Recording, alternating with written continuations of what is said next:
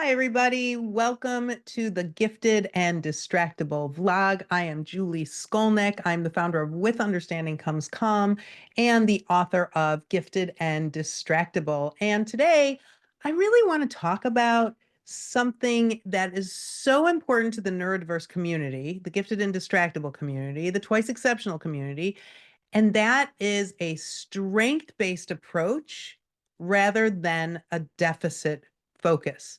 So many of you know that every month I write a blog, and I've been writing a blog every month since 2014. And this month I actually added an extra blog in because I was so fired up, you guys. Why was I fired up? Well, I'll tell you. I was fired up because the New York Times published an article that was called People with ADHD Are Likely to Die Significantly Earlier Than Their Peers. Woo!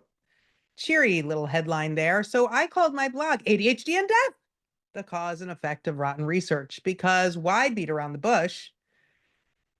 And I really, in this blog, talk about this glass half full, glass half empty attitude about neurodiversity and ADHD specifically, because that's what this research was addressing. And I even tongue in cheek renamed ADHD attention deficit hyperactivity life expectancy deficit. And that was a joke. But, just once I want people to realize that when strengths become the focus, when blaming and shaming goes away, neurodiverse individuals miraculously overcome some of the things that are hard for them. When we remind our children, our student, our 2E selves to spend time in our passion areas and our interest areas, when we stop focusing on age peers and we look at interest peers, hanging out with interest peers, things tend to get easier. The hard stuff goes away. But I know this. I know this for a fact. If I were to sit in a room with you right now and I was to say, tell me what's hard, tell me what's challenging, you'd tick those things off, no problem. But if I said, what's great about you? What's your superpower? Where do you really shine? It's a little bit harder. It's a little harder to answer those questions, right? So we're within this milieu of diagnose and fix, right? We have the things we want to check off our lists, we want to tick off our lists. I need this to happen so that this is easier in my life, whether I'm a parent, a teacher, or a 2E adult myself. And all this negative self-talk happens because of the negative feedback we're getting all day from everybody. It doesn't mean if you're neurodiverse or if you're identified with ADHD that you don't need support. There are reasons you do need support. There are ways we adults outsource. We have assistants, we have coaches, we have support systems, we have partners and spouses, and we do things for each other, and we do the things that we're good at, and we get help for the things that are hard for us. And our 2E kids, unfortunately, don't really have assistants, executive assistants.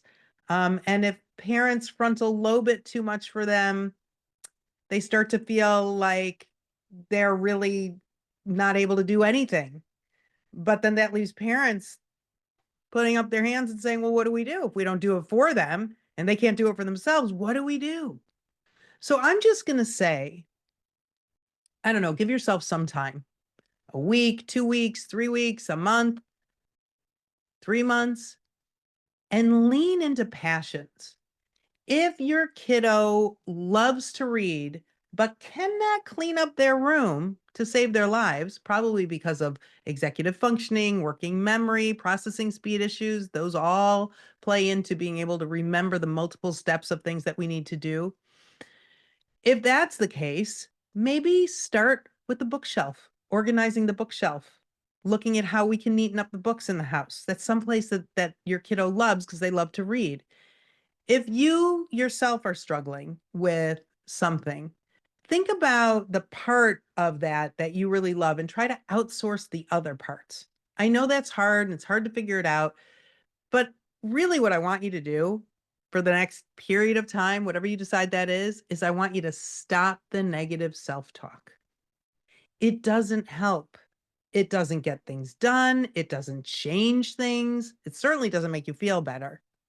So when that negative self-talk comes in and you know it's based on feedback you've received, answer it back with, yeah, but you know what I really love? Yeah, but you know what I'm really good at? And think about how you can lean into those spaces more than spending so much time trying to fix all the hard stuff. I'm so glad that you're here and that you're a part of this neurodiverse community. And please head over to withunderstandingcomescalm.com if you love this message and you want to read more, hear more, watch more, see more, because there's so many resources there just for you, and they are all strength-based.